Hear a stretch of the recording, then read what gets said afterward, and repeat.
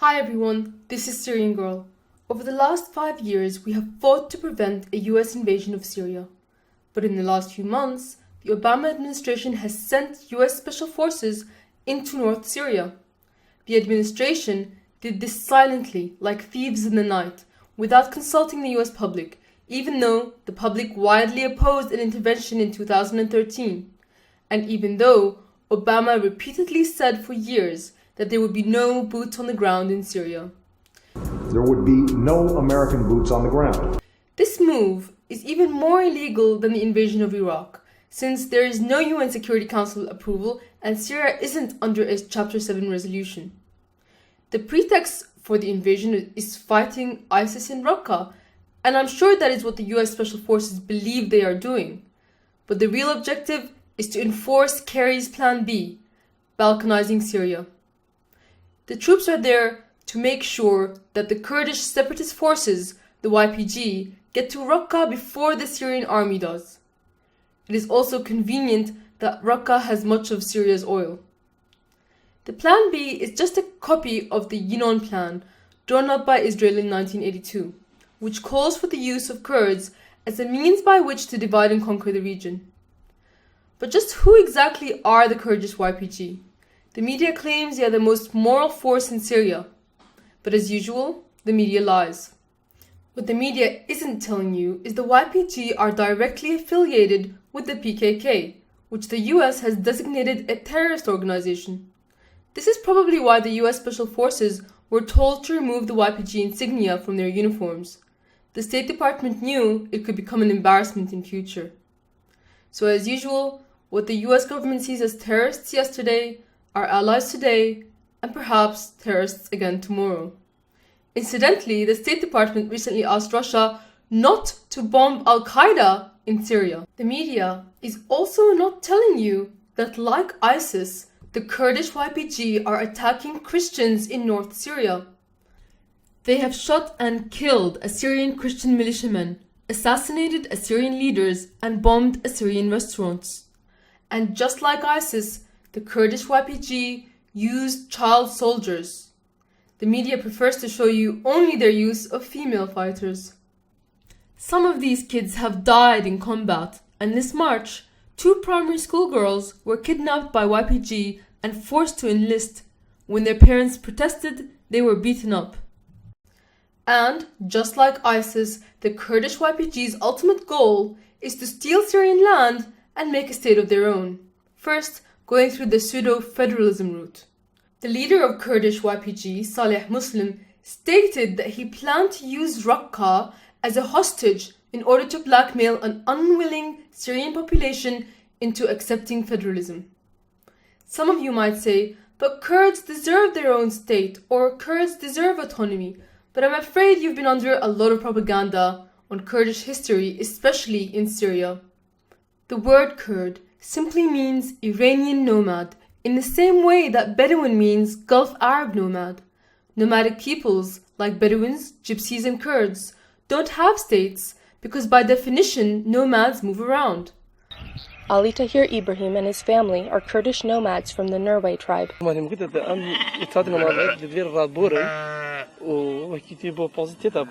Kurds are ethnically Iranian. They speak an Iranian dialect and wandered out of a region of northwest Iran called Kurdistan. You can see from this map how the Kurdish tribes flowed out of northwest Iran into Iraq, Turkey, and minimally into Syria. This is why Kurdish people are divided between 4 nations. They wandered into them, not because a historic place called Kurdistan was divided by Sykes-Picot. There has never been a Kurdistan or Kurdish civilization in history, no artifact of it.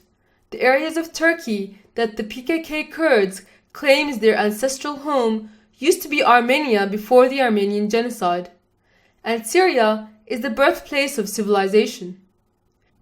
This is why Iraqi Kurdistan is trying to claim the 5,000-year-old history of the Assyrian Empire as Kurdish history.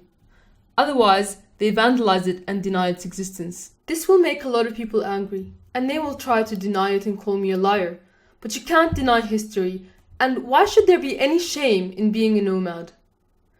Both Kurds and Arab Bedouins settled in Syria recently in comparison to Syria's history.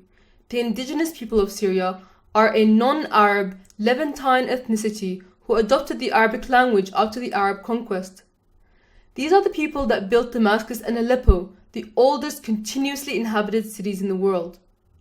While some Kurds are loyal Syrian citizens who serve in the Syrian army, the majority of Kurds living in North Syria arrived after 1920 as refugees from Turkey and continued to arrive in waves after each failed rebellion against the Turkish government. Effectively, refugees who were allowed into the country are now trying to take a piece of it. If you recall, that's how Israel was created. No wonder Israel is in full support of creating a Kurdistan. It must also help that the borders of the proposed Kurdish state of Rojava perfectly line up with Greater Israel. It is ironic that the people who claim to support Palestine are now supporting the creation of a Kurdistan, effectively another Israel, out of Syria.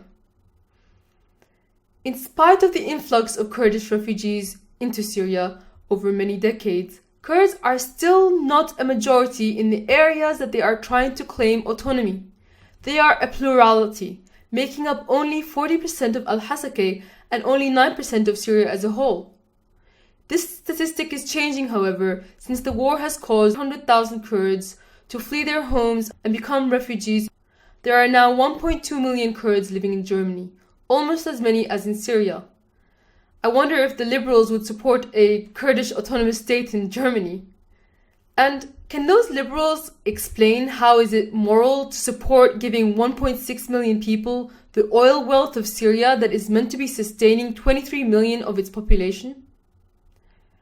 Because the YPG don't have a demographic majority required to impose an ethnocentric state, the YPG have been conducting an ethnic cleansing campaign trying to wipe out rival ethnic groups. Bedouin Arab villages have been burned to the ground, and Assyrian Christian homes have been confiscated by the YPG. Some YPG supporter will probably now claim they have Arabs and Assyrians fighting in their ranks. But these people aren't representative, just like Kurds who fight for ISIS aren't representative of Kurds as a whole. If you want to know what happens if you support a Kurdistan, just have a look at Iraqi Kurdistan, where Assyrian Christians are being pushed off their land.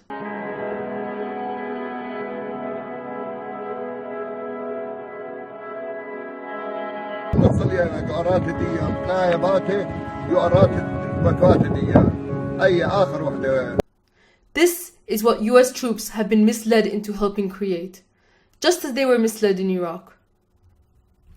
This is why it is imperative that the Syrian army win the race to Raqqa and crush the ISIS terrorists once and for all. But so long as they can reach Tabqa air base near Raqqa first, the army can reinstate Syria's air supremacy over Raqqa and Deir ez-Zor. The good news is, the army has already begun the offensive to retake Raqqa and are inching closer to Tabqa air base. But there are some rumors going around on social media that say Russia won't provide air support due to having her own agenda involving the Kurds and Turkey. There are also rumors that Russia and the US have already agreed on how to divide Syria between them. But so far it seems Russia is backing Syria's offensive on Raqqa. The situation is reminiscent of the end of World War II, where the US and Russia were in the same theater of Germany, fighting the same forces, but were still not really on each other's side. It makes one wonder what would happen if both sides met in Raqqa. Germany ended up being divided after World War II, but Syria's situation is very different, and there are many forces at play determined to keep the country together. The Syrian army is not going to give up on any inch of Syria. They are going for total victory, no matter what. This is Syrian Girl. Please subscribe if you want to hear more.